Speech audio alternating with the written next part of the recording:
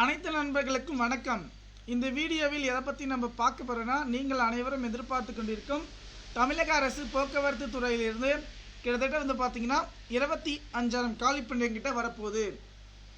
Already பார்த்தீங்கன்னா STC ஓகேங்களா, மொத்தம் பார்த்தீங்கன்னா எஸ்டிசி அதே போல் பார்த்தீங்கன்னா டிஎன்எஸ்சி வெவ்வேறு இதாக இருக்குது. ஏன்னா பார்த்தீங்கன்னா மண்டலங்கள் சென்னையில் பார்த்தீங்கன்னா எஸ்டிசின்னு சொல்லுவாங்க. மற்ற பார்த்தீங்கன்னா 7 கோட்டங்கள் வெவ்வேறு இதில் இருக்கிறதுனால பார்த்தீங்கன்னா அந்தந்த கோட்டங்களே தனித்தனியாக வேகன்சி எடுக்கிறாங்க. இப்போ விழுப்புரம் சொல்லுவாங்க, சேலம் சொல்லுவாங்க.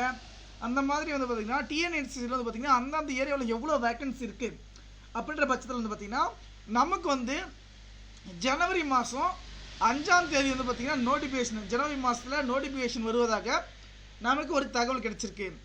இப்போ அது பார்த்தீங்கன்னா டெய்லி பார்த்தீங்கன்னா டிரைவர் கண்டக்டர் 2 லைசன்ஸ் வச்சுருக்கணும். ஏன்னா அவங்களும் டிரைவர் வேலையும் செய்யணும். அப்படிதான் பட்சத்தில் பார்த்தீங்கன்னா கண்டக்டர் வேலையும் செய்யணும்னு சொல்லியிருக்காங்க. நமக்கான வேகன்சி பார்த்தீங்கன்னா ஜனவரி மாதம் 5ஆம் தேதி சொல்லியிருக்காங்க.